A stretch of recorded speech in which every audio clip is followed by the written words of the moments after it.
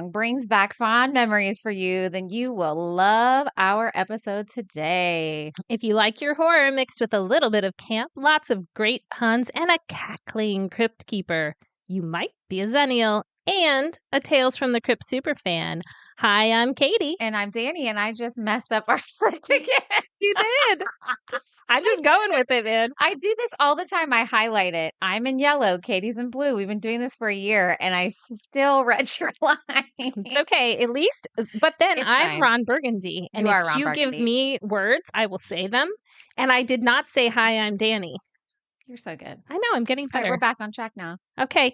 Hey, I'm Katie again, and you're listening to Generation in Between, a Xennial podcast where we remember, revisit, and relearn all kinds of things related to our 80s childhoods and 90s teen young adulthoods. And today we are continuing on with our October episodes of Spooky Things. And we have another horror superfan here with us in the studio. It is the one, the only, the legendary Benjamin, aka Benya. Who is a self-professed, or I said he is, expert on Tales from the Crypt. I would say it. I'd say it now. Okay. We're recording now. I'll say it. All right, awesome. Got it. So Katie, why don't you tell us Ben's little bit of his bio that we just wrote in about 3 minutes? Yeah, we sure did. So Ben is a hospitality manager at the Henniger by night and a subcontracts manager for a major rocket company, not the one you're thinking of. Not the one you're thinking of. By day. He used to work at Disney, and he's a huge pop culture fan, which is absolutely perfect for having him as a guest on the show. He knows, y'all don't even, I don't think, understand. If you know Ben, then you know he knows so much stuff about so many things. Sports. Everything. Especially wrestling. Yep. I'll be back later for a different episode. Yeah, of this we'll have to podcast, do I'm one sure. We will. on 80s wrestling. He also knows so much about music. And Well, he's a music history minor and spent some years working at the college radio station. So yeah, he knows. big ups KASC, The Blaze, 1260 AM. I don't know what any of that means, but It's 1330 now, but Okay. So he knows so many things about so many cool things. So anyway, so we're so excited that Ben's here. We know Ben because he's another person that we met at the Henniger. Yep. I've been bartending under Ben's lead for the past couple years. Lots of fun. I can just imagine. lots of work. Lots It of is getting lots of yelled at, work. I think, really. For real. Lots of that. I'm just kidding. Okay, so Ben, are you a Xennial? So I know the definition of Xennial, I think, is a couple years actually before me, technically. Yeah. Okay. So I was born in 87. Yeah, so you're Okay. technically a millennial. Yeah. But I feel like Ben has a lot of Xennial knowledge because a lot of the things that you're into are I was relevant. raised and inundated very early in my life Yeah. on things that were already no longer topical by the time I was raised on them. Yeah. Yeah, That I had a makes lot sense. of catching up to do. Did you have older siblings, or was that your parents? No, I was an only child. Okay. This is like years and years and years of we're driving anywhere and my dad's just going to quiz me on every song on the radio, everything on TV, just constantly trying to get me to brush up on my knowledge. So See? It paid off. No one can beat you at Oh my wherever gosh. that place is. So- That was before we started recording. Yeah, we got to tell that So, story. okay, yes, so go. like I said, Ben is a fountain of knowledge, of endless information that is very entertaining. You don't ever want to play trivia with Ben because he was telling us before we hit record. Mhm. Tell there's our a listeners. brewery about 45 minutes north of where we are right now in Titusville that has done trivia for the last several years on Monday nights, and you always get rewards if you finish in first or second place. They literally put a post up on their board today that's with their revolving menu for their advertisement for Monday Night Trivia that says Monday Night Trivia, you can win prizes if Ben is not playing. Which I think is hilarious. It's very, very kind of them. Nice praise. But I hate to admit that, I'm trying to be humble about it. It's trivia. There's nothing humble about trivia. Like, the truth is, I'll look at my wife, Melinda, and I'll say, okay, we don't have to try to win. Let's just have fun tonight. And then maybe like one category in, we've run the board. And I said, we're not losing. we're not giving this up to anybody. Plan We're winning. change. We're winning right now. Yes. Oh my gosh.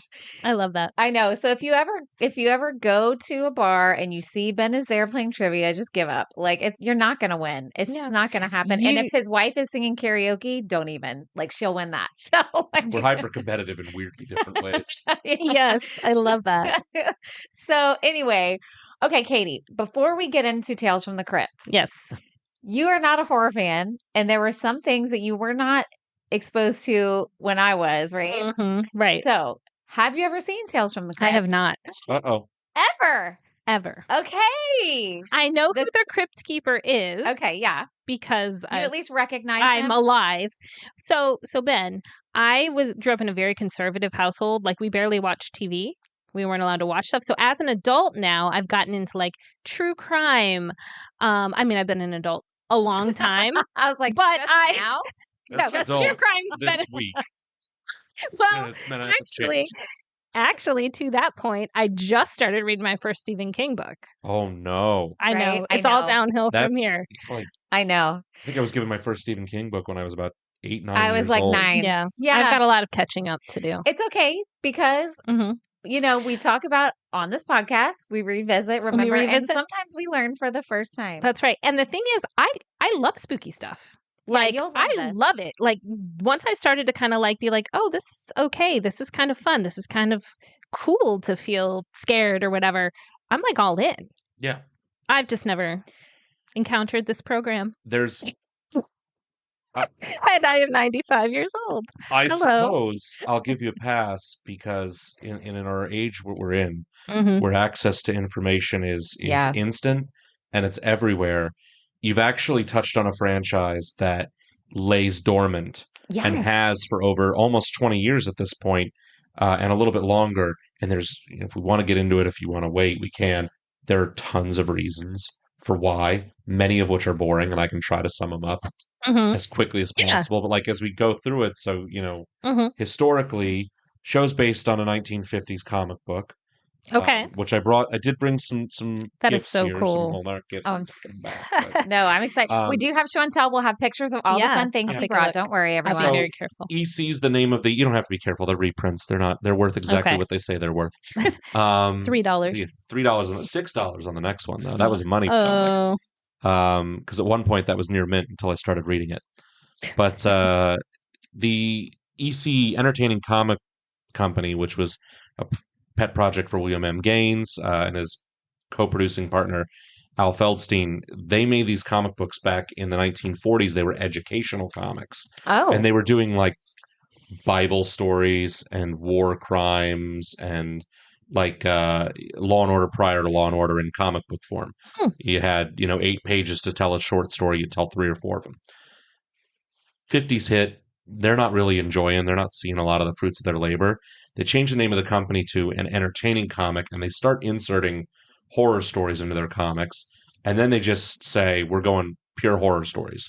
So they do the 3 main horror lines, which would become, they would first release The Crypt of Terror, which would become Tales from the Crypt. And then they would have The Haunt of Fear and The Vault of Horror. They did science fiction comics. They had weird science, weird fantasy. And then one that was just called Weird Science Fantasy. There were 3 different ones. And then they also had what were called suspense stories. They published, churning out 4, 5, 6 titles a month in all of these lines in the 50s. And prior to television being a problem, prior to video games being a problem, America's youth getting their hands on these comic books made them more popular than ever, but also like the enemy of the state. So they ended up getting shut down. The comic book code, the Comics Authority Code, basically was launched out of their demise, in which we can't have kids reading violent, gory, bloody, people getting their heads cut off on comic book covers. We're marketing to children. But weren't they making Bible stories? Because there's a lot of that there. Yeah, but those weren't selling because they're. I don't think the Bible gets like Frankenstein in it, yeah, it's not exactly the same. So for many years, the franchise was known. Many of the greatest horror legends today, Stephen King, grew up idolizing the horror stories in the 1950s, and these were the comics that they all loved. So there was a movie made by Amicus Films in the 1970s that had Peter Cushing in it. It's very boring. It's very dry, and it's very British. And they did a Vault of Horror movie as well, which were all based on the stories that were in the comics that were owned by William M. Gaines. Fast forward in the 80s, early 80s, so 1982, Stephen King and George Romero, who made Night of the Living Dead, who's the godfather of zombies, got together and collaborated. They both had a love for these comics, and they made a film that was a love letter to them called Creepshow. Oh, yes! We forgot to talk about Creepshow when Hunt was here. That's fine. Creepshow, by the way, Leslie Nielsen's first, or one of his last, rather, serious acting roles before he started to become he was a serious actor for a very long time, but it wasn't until Naked Gun and Airplane and all of those items, Naked Weapon, Loaded Weapon. There's Naked Gun. Did you say Naked Weapon? That's something else. She's in a different section of the video store. Yeah, come on back, Danny. But so they make Creepshow, and Creepshow is very much a love letter to the comics. There's comic book wraparounds and an intro and an exit with a host, a ghost host, so to speak. In the late 80s, it's titans of the film industry at the time in producing partners. Joel Silver, who's made a ton of stuff as an executive producer. You'd find his name attached to. David Giler, Walter Hill, Richard Donner, who did Superman 2. Walter Hill, by the way, did The Warriors, among other things that he had directed. And then the big fish, the one I say for last, is Robert Zemeckis.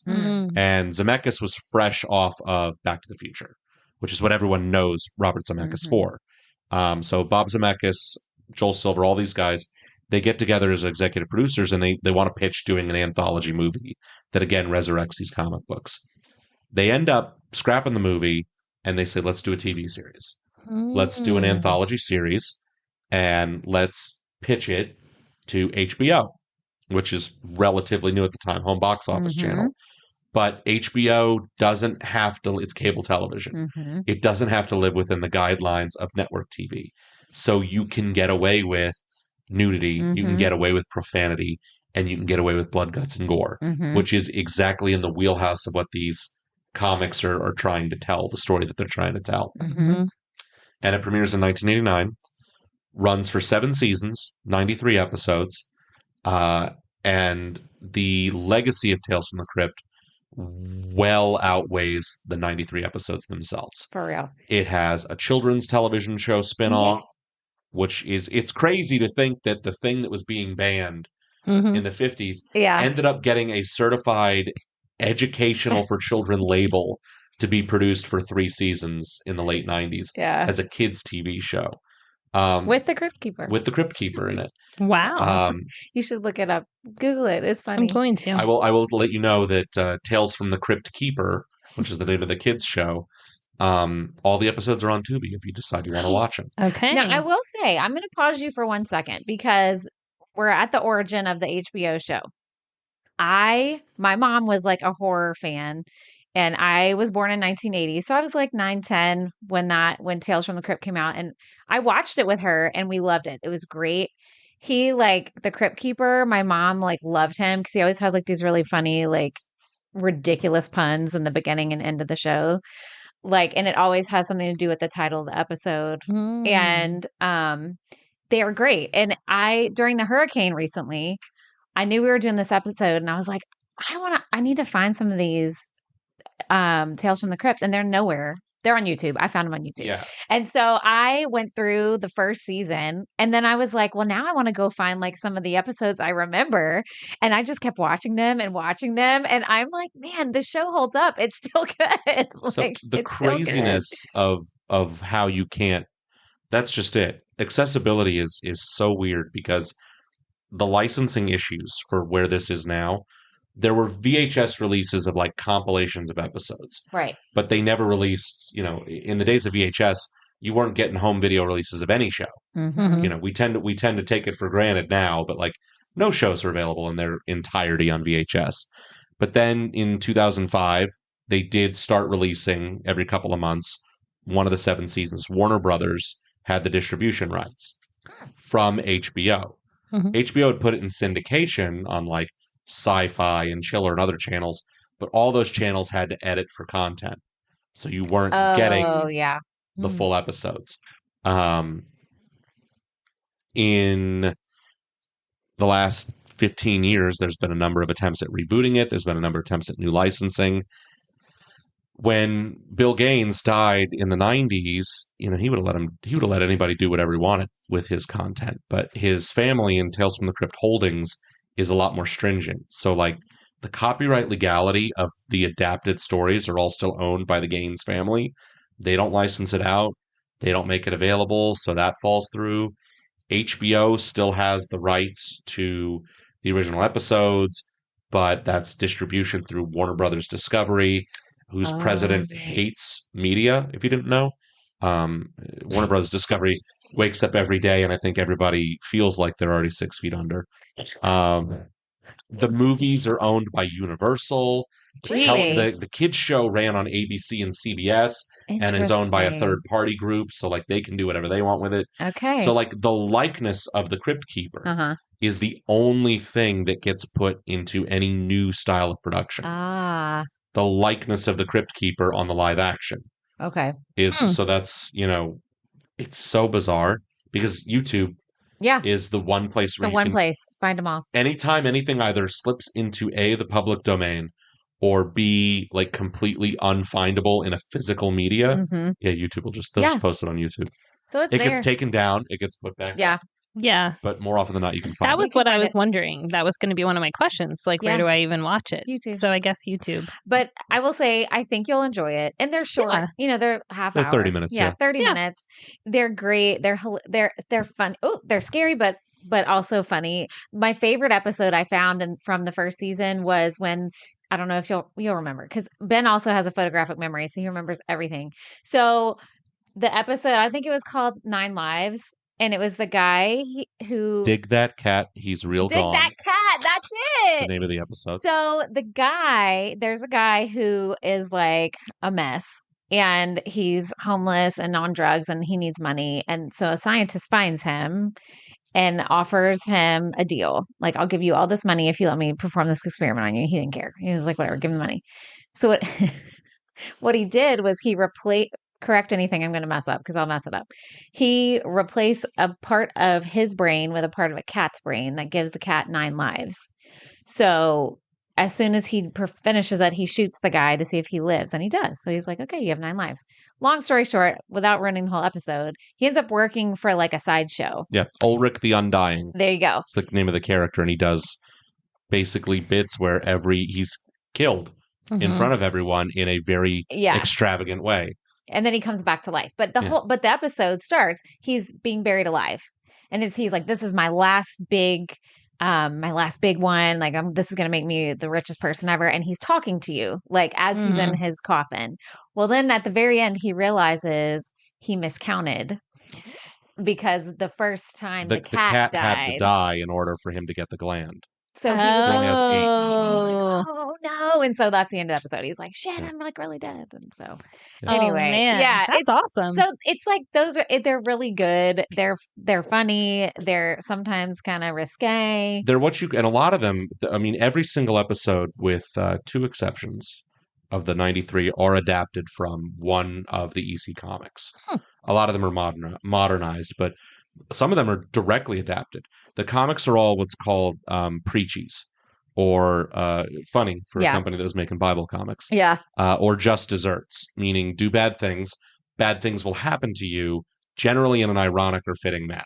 Yeah. So in the sense with Ulrich, though he wasn't a horrible person, he was a scumbag. He was attempting to extort his his circus showrunner of funds, and he had a lot of issues. So I mean, he miscounted. His greed cost him everything. Got him in the end. But anyway, it's good. I mean, I think I'll watch some. There's some episodes. I don't like the one with the Santa Claus. I was like, I hated that episode. That's another one of that's probably the most infamous episode of the show. I know, I hate it. It's the one it was done in the 72 film, and it was done in the first season. It's And All Through the House. Okay. It's a very, very, very popular episode. It's the first episode Robert Zemeckis directed.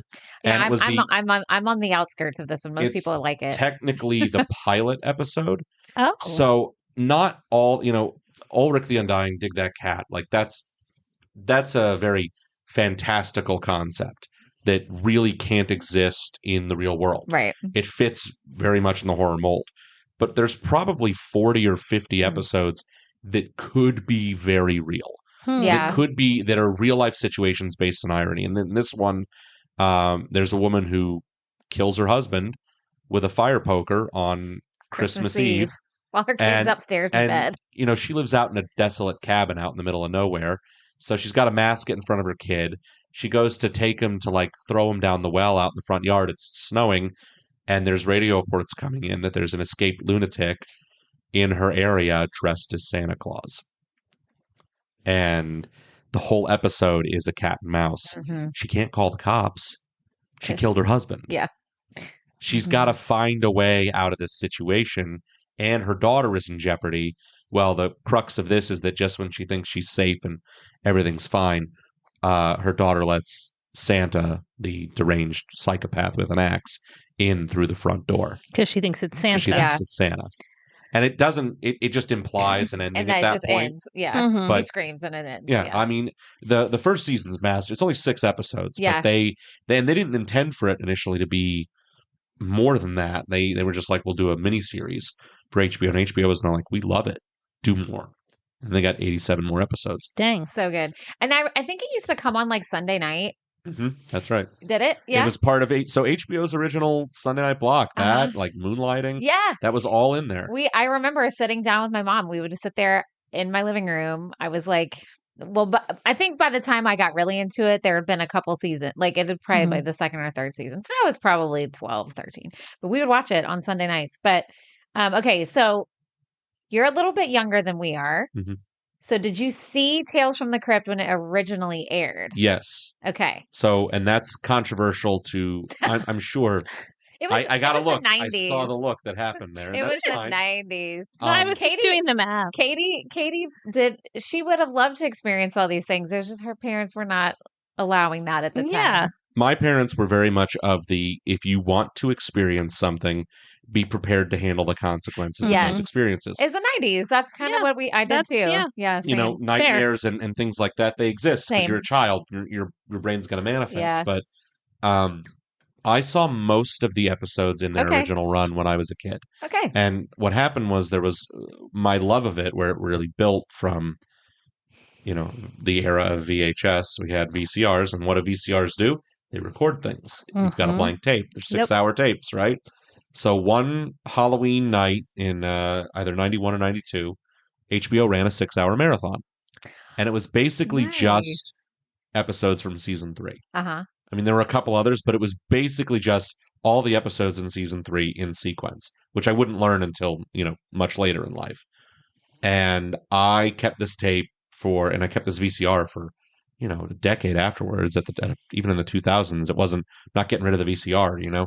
I would just watch this tape because it was also the only way I had the physical media to watch episodes. Yep. So I could watch those 12 episodes. I could probably say every word of if I was pressed to do so, because it's in your mind. It's stuck at all times. So you were pretty young. You were like 8. Is that what you said? I was probably 4 or 5 when I was exposed to it, to be perfectly honest. Yeah, it could be the early 90s. We're talking 91, 92. I would have been 4 or 5. Right. But then watching through the show ran through 96. Yeah. So then you were a little older. Yeah. Mm-hmm. It's really crazy because the peak of popularity and the peak of eyeballs watching this show and this product and seeing the Crypt Keeper become a crossover. Mm-hmm. He's in Casper. Yeah. I was showing that the other day. It's behind the bar. He's a cameo in I Casper. totally it's a kids movie about that. Right. Yes. He was everywhere. He was in beer ads, right? He was in Bud Light ads. That's right. There's Bud Light ads that people still sell them online. Yes. Join me for a cold one with him holding up 2 beers. Yeah. I mean, he was a crossover icon. Yeah. But that is mid-90s. That's when they canceled the show. Yeah. And the reason for canceling the show is insane. They did it because they wanted to do 2 things. executive producers said, we want to transition this back to the way we wanted it, which is as standalone movies. We'll do movies. And they intended to do a trilogy of films, but that got, I don't know how much time we have. That got blown up. It's our podcast. We have as much time as we want. The first, they did a movie called Demon Knight, which is one of my favorite films of all time. I remember Demon Knight. I have here the novelization of Demon Knight. Nice. Which was not an easy find because there's not a lot of copies of something like this. Yeah, where'd you find it? Many years of searching eBay and Amazon, That's and then awesome. haggling with someone to sell it to me. That's more than I've ever paid for a paperback in my life. That's amazing. It was like $35, which is not a lot, sure, but it's a lot for what is clearly a $4 paperback. Right. Mm-hmm. So Demon Knight's actually a very enjoyable film. People love Demon Knight, myself included. It is fun. They did a second movie called Bordello of Blood, which was about vampires in a brothel. Who was in that? Dennis Miller was in that. Yeah, that's Dennis Miller. And the movie it bombed Yeah. spectacularly for many reasons. They put it out in August instead of like October. And it wasn't even the best vampire film in a brothel that year. Yeah. Because that was the same year that From Dusk Till Dawn came out. Uh-huh. Which, spoiler free, amazing film. I know. You've seen that one. I've seen that Yeah. But I mean, after that had happened, the other reason that they wanted to cancel Tales from the Crypt is they optioned up a different series. They said, okay, we've done 90 episodes of the horror comics. Let's do the science fiction comics now. And they did a season of a show called Perversions of Science. And it's also on YouTube if you want to look it up. This has no home media releases ever. Really? It's dreadful. Oh, it's bad? Really bad. The name is terrible. Well, the highlight... I mean, I wonder if people ever find it thinking it's going to be something else. It's intended to be that way because, this is a first run 10 p.m. on a Sunday night on HBO. Right. So, you can watch that or you can watch Skinamax. Like, that's your options at the time. They did a digital rendering of a very well-endowed fembot. Was the host... Sold. That was their crypt keeper of that show. Oh. And she was voiced by Maureen Teefy. And the only thing she's known for is being the little shut-in girl in Fame. No. Who ends up busting out of her shell during the midnight of Rocky Horror in Fame. Okay. Nice. That's the only thing she's known for, and she's in that. Oh my gosh. But that show's so funny. really bad. It's 10 episodes. What's it called? Perversions of Science. In case y'all missed it, listeners, look it up. I'm going to totally Google that more. Katie's like, I'm not. Good luck getting through the 10 episodes of that. I just want to see one. Okay, so you were young. So what was it that when you first saw it that you loved so much? Like, were you already into horror at that young age? The first time I can remember watching horror movies, I was 4. And my parents, we watched a double feature. It was Friday the 13th, Part 4. And Night of the Demons. It's just the two movies that happened to put on back to back. Shouldn't have watched either one of them. Because nightmares. Night of the Demons. Did it scare you? Oh, there's a scene in Night of the Demons where this girl rips this guy's tongue out while she's making out with him. And I'm 4 years old. I barely understand the concepts of anything that's happening here. So I think for years I went to sleep, and if I was like feeling scared that night or upset about a boogeyman or whatever, I was like forcing my jaw shut. Because my thought is the first thing they're going to try to do is make out with me and rip out my tongue. Who knows? Foundational memory, man. Well, I mean, I remember the first time I saw like Freddy Krueger movies at Nightmare on Elm Street, I was terrified to go to sleep because he comes and kills you in your sleep. And the one scene where he comes up through the bed, forget that. No. Yeah. There's a culture in the Tales from the Crypt episodes that's familiar. Because they got tons of big name stars. Yeah, that's the other thing. They have lots of cameos. Not just on screen, but behind the camera. Uh-huh. I mean, there are episodes directed by Tom Hanks, Arnold Schwarzenegger, Michael J. Fox. Mm-hmm. But they also got tons of popular directors. They got a lot of people maybe before they had just hit it big. Mm-hmm. The last season is not good. Most of the episodes are very bad. And as a cost-cutting measure, they filmed all of it in London. But in doing that, they also got like Ewan McGregor and Daniel Craig before they had ever really done anything. Like you're talking about Obi-Wan Kenobi and James Bond. Yeah. Before they were decades before they were either of those things. That's so cool. So then the Crypt Keeper, is he like a narrator or does he literally show up at the beginning and the end? The beginning and the end. He's in the wraparound segments. He doesn't narrate. He narrates. Got it. only because I'm being a nerd and flexing the nerd muscle, he does narrate one episode of the show, Okay. which is the very last episode. It's also the Oh. only animated episode of the show of the main series. Okay. I did not know that. And it's one of only two that's not based on the comics. It's Okay. called The Third Pig, and it's a very macabre retelling of the Three Little Pigs. Oh, I love. The Crypt Keeper's voiced by John Kassir, who had won Star Search in the 80s. He beat Sinbad, by the way. He was a comedian? Yeah, he's a stand-up comedian. He did voice impressions, but his whole career is associated with being the Crypt Keeper. The Crypt Keeper, of course. And the Crypt Keeper himself was, it's not cheap. You talk about it now when you talk about behind the scenes. They had 5 puppeteers to work the Crypt Keeper's hands, legs, and then 3 just to work the facial movements of how the technology worked. He was designed by Kevin Yeager, who's the same designer of the Chucky Child's Play puppet. So if you didn't know this is a fun fact for you. The Chucky doll and the Crypt Keeper doll both have the same eyes. I was just gonna say they look like they have the same eyes. Look at them. Yeah. So I see it now. This is my Hawaiian. This did talk at one point. Oh my god, I love this. They did 2 of these. They did one in the suit and then one in this Hawaiian outfit. I love Ben's starting his show and tell, and this is amazing. Yes. Okay, I'm excited to see this guy because it's got Crypt Keeper and an electrocutioner chair. This is a motion activated device. So Love I'm turn it on because the batteries. I did put new batteries in it. I got this off a woman on Facebook Marketplace about a year and a half ago in its original box. The box had been water damaged to high hell, but I said, "Does it work?" And she said, "Yeah, it works." And I was going to buy it from her anyway. But I met her in the parking lot of Del Taco on Wickham and Sarno. Hey, so I know the one. This it's exact the one Del Taco. It's the one. A good day's meal and a Crypt Keeper. So oh my god, it does light up. I love this. You ready for it? Yes. Got to give it a second because it's thinking. Yeah, normally it shakes. Oh my god, that's so great. I hope. No. Do you think they can hear the laugh? I hope so. I don't know. Put your mic. Do it again and put your mic close. Yes. Yeah. So good. Oh no, he's not shaking. He's not going to shake for us. Oh come on, Crypt Keeper, lame. There. I love it. Okay, yeah, we got that one. That one definitely got picked up. But what you would normally do is, he would shake and move and in the electric chair. So they made so much like Crypt Keeper merchandise at the time. This was a topper for the Christmas candy canes that would have like 10 Reese's in the plastic canes. And they used to have little toys on top like that. One of those. Fun. This Crypt Keeper. There's also one as Elvis, which I don't have because it's like $55 now, and I just can't justify that cost. That's so great. And then the last little bit that I brought, the cover's tattered. This is the world of Tales from the Crypt. Awesome. This is a D&D Tales from the Crypt game.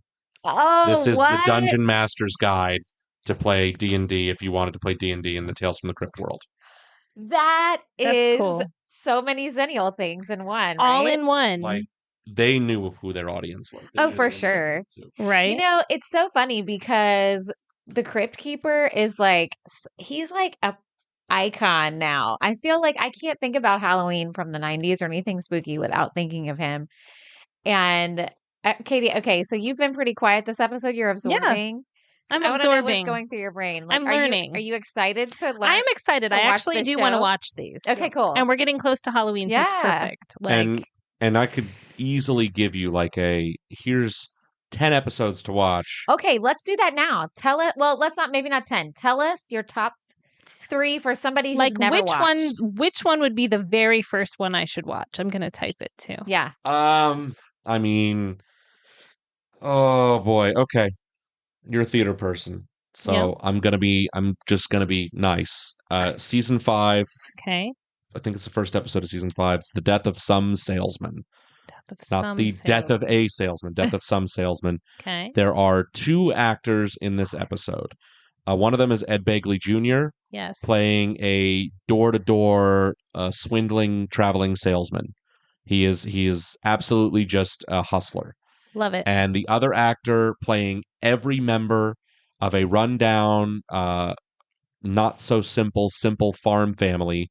He plays Ma, he plays Pa, and he plays the daughter. It's Tim Curry. Oh my God. Tim Curry has come up in every one of our episodes for the past month. Every spooky episode, which I know you. No, because it started with Labyrinth. I think Labyrinth is spooky though. Oh my God. Is Labyrinth spooky? I mean, you have a lead villain named the Goblin King. Thank you. So every time I say that, she's like, well, that one doesn't count. But that kicked off our spooky season. Okay. All right. Whatever. But Tim Curry was talked about there. And then we talked about Legend. We talked about Legend, Yeah. which I haven't. Another 80s Tim Curry Which I haven't classic. seen, but apparently I need to because he's hot. He's as a hot Satan. Just So saying. I'm there. You don't get many hot Satans. You really don't. Although Hades from Hades Town is I really haven't hot. seen that Okay. yet. Well. But So maybe anyways. it's a thing. But that's neither here nor Neither there. here But nor anyway, there. Tim Curry is very Tim popular. Curry. on- I'm there. I'm going to watch that that one. would be a top. That's a top tenner for sure. I mean, I can give you 100 episodes. Give me one more. I'm going to give you one that you wouldn't think. It's season 3 because again, it's okay. one of my favorites, and you're in theater. So I'm Mhm. giving you this specifically because you're a theater person. It's called Top Billing.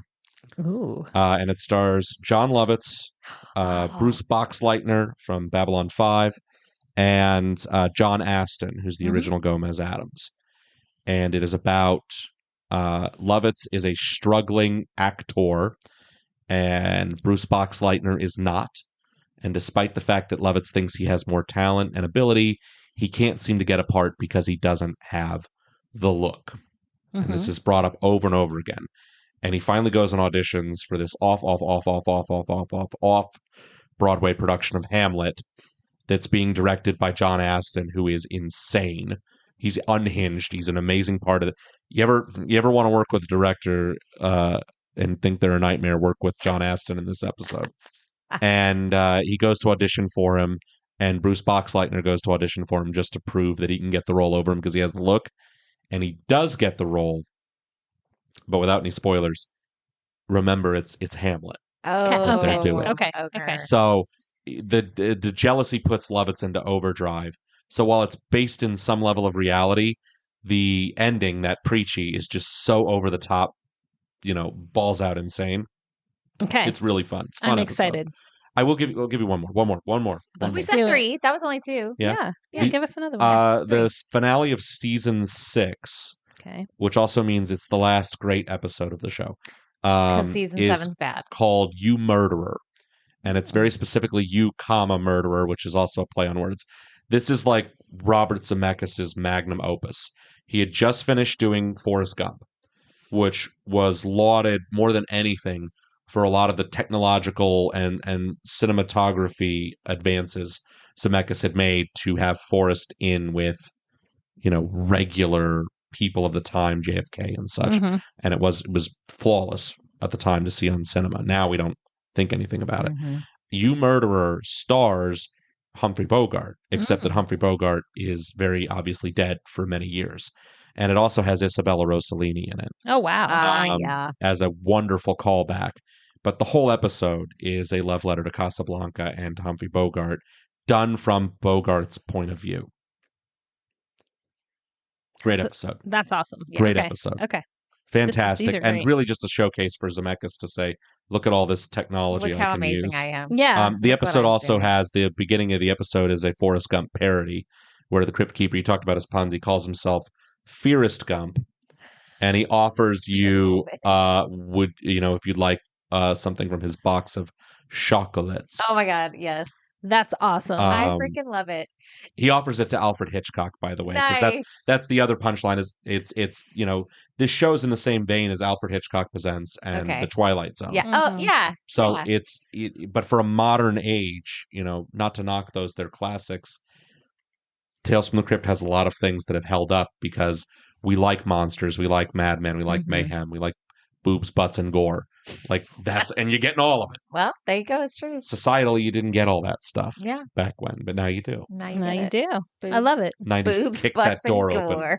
The 80s kicked the door open, and then That's Tales from the true. Crypt held it open for another That's decade. right. I love that. freaking love that. Okay, so that's some of your favorite episodes. What are some? Okay. And you said season 7 not Season good. 7's rough. What's your absolute least favorite episode? It is a season 7 episode. It's called Kidnapper, or The Kidnapper. Uh-huh. And it's Steve Coogan who is mostly known for comedy. Okay. You'd recognize him if you saw him. He was in Tropic Thunder, and he did a lot of other stuff. But he's narrating the whole episode about how he desperately wants to spend time with this girl who walks into his secondhand shop. Okay. And so she's pregnant. She has nowhere to go. He takes care of her, but she is, I'm not going to say she's friend zoned him. She's made very clear this is not to be any kind of relationship. And he cannot get past that. So he hires like an underground syndicate to kidnap her baby. Oh, geez. Lovely. So that the baby can be out of the picture and it can just be the two of them, because he feels like that's when they were closest together. It all goes awry and she's more miserable than ever. So he goes and plans to kidnap someone else's baby and bring it back as hers. It's just, the thing is, there's a number of episodes that do this. Some episodes are just very miserable and you're waiting for the comeuppance. And even though the characters get it, it's not satisfying because a lot of it was kind of just upsetting to begin with. And that for me is, he's not likable. She's not really all that likable either. Nobody in the baby maybe is like, I don't know. It's just, you don't have anyone you're really rooting for the whole episode. And you're like, okay, well, he got what he deserved, I guess. But it also just, that whole thing doesn't really fit in the Crypt narrative. Mm-hmm. That's just not that I should be this critical. Like, nobody dies. Nobody gets a head cut off or anything like that. Right. Like, it's all just it feels like an episode of Special Victims Unit. Like, so nobody dies in the whole episode? No. Weird. No. Okay. That is weird. That is weird. All right. So now I can't wait to ask you this because you already gave us some, but I know there's going to be some more fun ones. So tell us some like super obscure facts or trivia about Tales from the Crypt, because I know you probably have endless amounts. There are some pretty obscure ones that you like. You read. I brought up the Crypt Keeper's Eyes and Chucky's Eyes. People read about that. That one's really well known. And then once you say it, you can't not see it. Yeah, like it's obvious. It's totally obvious. Like, Crypt Keeper looks like a decrepit Chucky doll. Like, there's no way to see that. Mm-hmm. And he would probably even sound like that. In the original pitch reel for Tales from the Crypt onto HBO, boardroom of executives for HBO. This is a real story. Okay.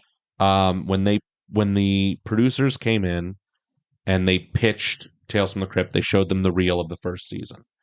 And, so they're seeing blood, guts, gore, profanity, sex, violence, and all these things you can't show on TV. And one of the board members immediately objects at the end of it, says, you can't show that on TV.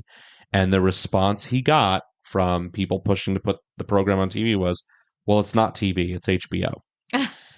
Which, as you are aware, for decades was HBO's slogan. Yeah. That slogan was born out of a Tales from the Crypt pitch reel meeting. That's crazy. That's where the slogan came from. It's not TV, fun. it's HBO. I love that.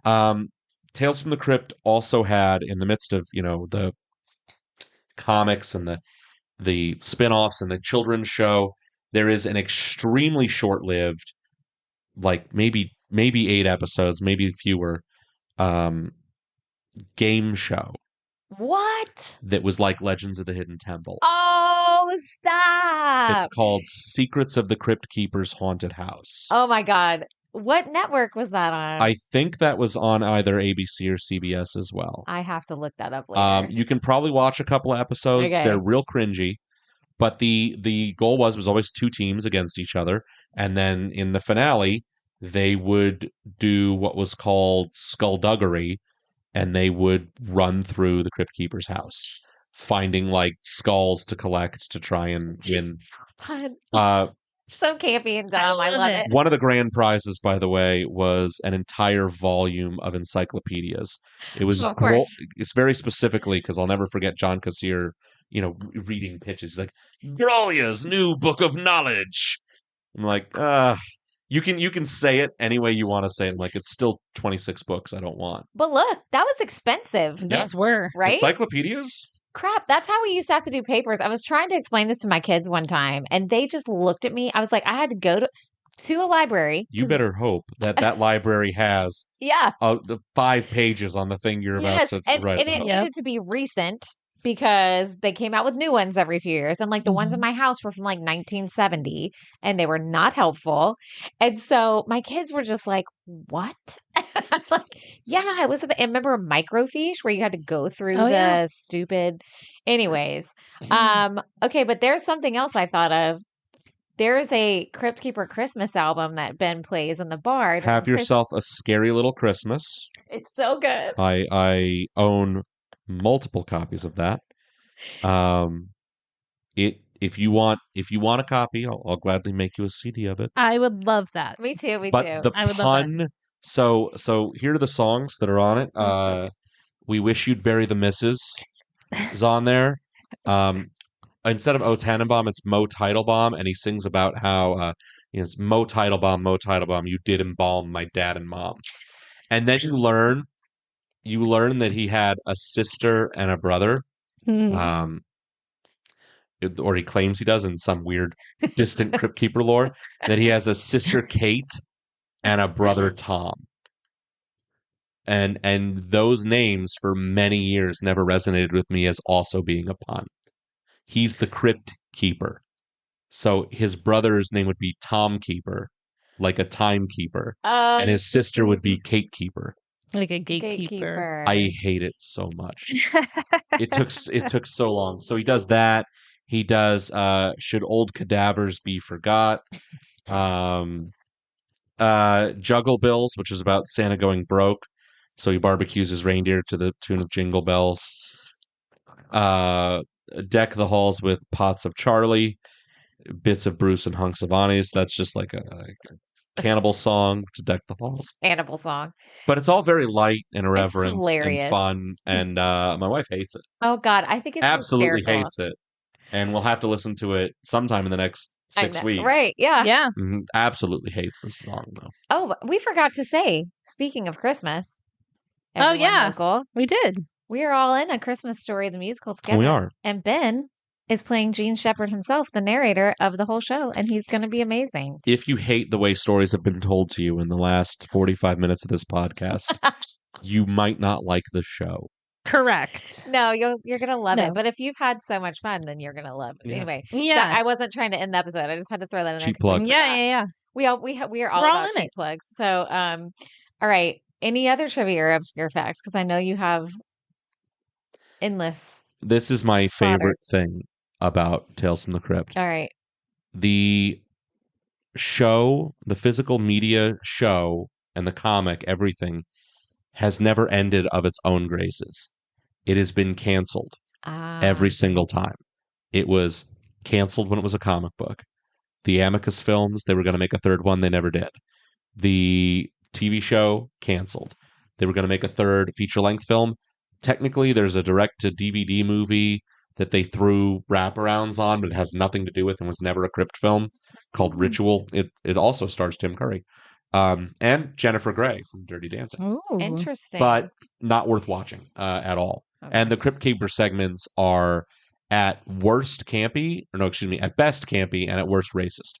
Yeah, he does. It's a Jamaican Crypt Keeper. Oh, and it's real bad. Oh, so don't watch it. All right. But then the animated show ran for 2 seasons, then got canceled, then got picked up for a 3rd season by a different network and got canceled again. And then the game show got canceled too. They never just gradually ended their run. They got canceled every time. People are just like, no more. I do remember the cartoon, but the game show I have to look up. I know you hate cartoons, Katie, but you might have to look it up. I might have to. The game show sounds great. It is educational. The first 2 seasons of the animated show are still... What's weird is that the first 2 seasons are still based on the comics. The 3rd season, that newest one, is all original stories. And it's very, very lean. There's an episode called All Booked Up that is basically about a kid who doesn't want to do his book report. And in the 3rd season, the Crypt Keeper, he's animated. He's very green and blue and has yellow hair. He's different looking.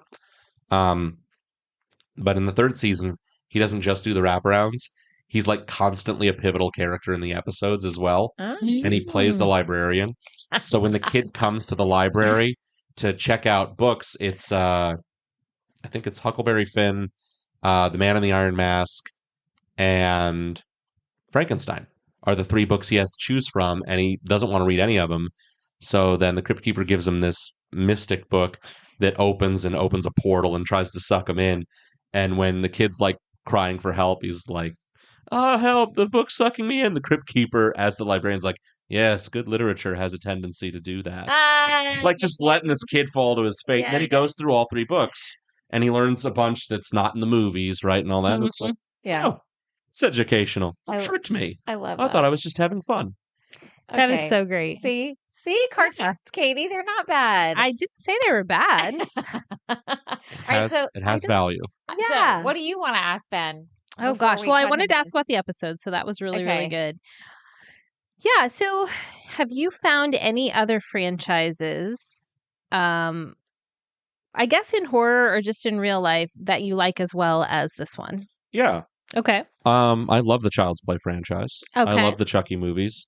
A lot of that and the television show. And even though it's off the rails most of the time and way far gone, a lot of that comes from the fact that the series creator, Don Mancini, has been with it throughout its run, and that he has, everyone he casts in these movies and episodes of this show are family. He's got Academy Award-winning people like Brad Dourif and nominated people like Jennifer Tilly who just follow him through all of this and are amazing actors doing, playing loopy killer dolls. Like it's so stupid. It's funny. But I would put up a lot of stuff. I mean, I have a room in our house. It's a man cave to most people, but we call it the Crypt. Yeah. And it is dedicated to horror science fiction media. Nice. It's really cool. Troy, when we walked in there last year around this time, Troy was like, "Oh my God, this is so cool." And because Troy has his own lore, but not he doesn't get to display as much as Ben does. And it's like, he was like, it's supposed to be a guest room. There's technically a futon in there. It's really cool. Do people like to sleep in there though? The lights are off. You can't see any of that stuff. It's all psychological. But it's there. And he also has a bar in there too. I mean, he has a bar in there. So if it comes right down to it, you can knock yourself out, Like little whiskey. It's not there. I love the Friday the 13th franchise. Okay. Even though it's historically one of the most derivative franchises, not just of its source material, but of itself. Mm-hmm. It's just copy paste. Every film is the same film. It's just copy paste. I love the nightmare stuff. I've gotten to love Halloween more. But I talk endless shit about Halloween. That's my least favorite of those franchises. I'm not a Halloween. Well, that's one where the producing partners stayed through it. Mustafa Akkad did the whole series, but everyone who made the films just scrapped what happened in the last film, so there's no continuity whatsoever. And there's time riffs, and I'll draw a picture when we're done, and you'll see what I mean. Yes, people who know me really intensely know how much I love drawing this line graph. So okay, well, I'm excited. We'll put I love a a line graph. Don't worry. Our next guest that we're having next time is he is a horror fan like you, and he's coming on to talk about how the 80s and 90s slasher films have true crime, real life true crime connections. So I don't like true crime. I like fake stuff. Katie's excited because she loves true crime. Yeah. I'm dreading it. I will clarify. I don't love that crime happens. No, I know. But I'm fascinated. There's a fascination with the actual, Yeah. Because you see these things in movies and television, Correct. But then when you actually hear about it, you're like, this is wild. Yeah. That's it. It's like I said, I like which is why I think I'll enjoy this show, Tales from the Crypt. I just love a good story that sucks you in and is told well. And the best thing is if you find an episode or two that you're watching and you don't enjoy it, it's over in 22 minutes. Right. That's also very good. Not a huge commitment level there. You don't break a sweat. Yeah. Being like, oh, well, whatever. I guess that wasn't my favorite one. I'll go to my next one. But it's also super easy to binge because they're short. Because they're short. So you're just like, oh yeah, let me watch one. That's like during the hurricane. I just watched and my laptop died. I'm like, okay, well, I guess I'll take a break.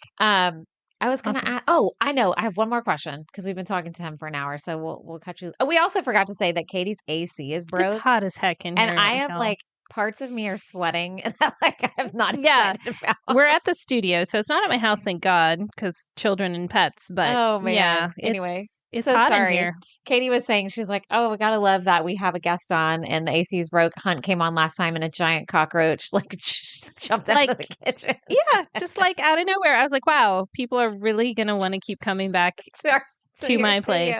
Yeah. Oh man, it's Florida. What are you gonna pitfalls will do? Yeah, I don't know. You have no. Don't tell our next guest. Yeah, I don't know. I don't know. Anyways, okay. My last question for you, Ben, because you have so much fun Tales from the Crypt items. Mm-hmm. And then if you have anything you want to add, please do, because I know you have your little notes. my notes are inconsequential. That was just a list of that was a list of episodes to remind myself if I forgot anything. What is your favorite piece of Tales from the Crypt memorabilia that you own? That's super easy. Okay. It's very, very easy for me to name. So I own a lot of Tales from the Crypt memorabilia. I know. And I think up until that 6-hour VHS got destroyed over time, the answer easily would have been that, an unlabeled tape that holds so many memories that my parents let me record. Like that was really something. Some years ago, one of my best friends, who I worked with at Disney, her name was Connie. She's a fantastic artist. She hand sketched a picture of the Crypt Keeper for me on like 8x10. She just did a pencil drawing of the Crypt Keeper, and I got it framed and kept it on my wall. And then when we went together to Spooky Empire one year to go hang out and meet, celebrities. Back before a lot of the con scene had become almost unlivable with the amount of people that go now. Yeah. We went and I talked to John Kassir for like 45 minutes because I was nerding out. I don't like to do that with celebrities, but with him. But like with people will pay thousands of dollars for Taylor Swift tickets. And I'm like, $75 to talk to John Kassir for 45 minutes. Let's go. I think that's amazing. I would fangirl over. We've talked about that in past episodes. I would. Anybody that I loved that I could pay $75 and talk to for 45 minutes, I would totally nerd out. He autographed it. It was the piece I brought with me. Yeah, she was like, of all the things, you're not going to bring any of your posters, your laments. I'm like, no, this is much more personal. So it was really, really cool. If I ever meet him again, I will bring with me. My mother made this, and I'll show it to you at some point. Kind of a Demon Night drive-in theater background art piece that she made a couple years ago. And if I ever meet him again, that's the next thing I'll have him go sign. That's really cool. So yeah, that's so nice. That's so special. Like you got to meet him. Plus, your friend made you this thing. It's probably weird sometimes because I'm sure people sign all sorts of things.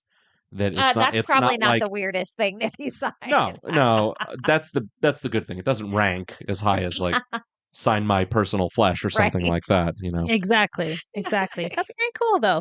Well, thank you, Ben, for coming on. I think we've already got like a zillion spin-off ideas for when he's back, and the AC's working. Oh my God, we promise. And we're going to keep Ben for a couple more minutes for our patron episode, for our bonus.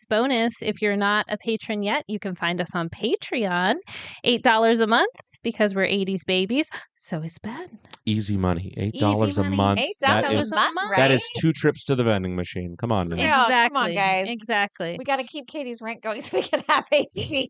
All right.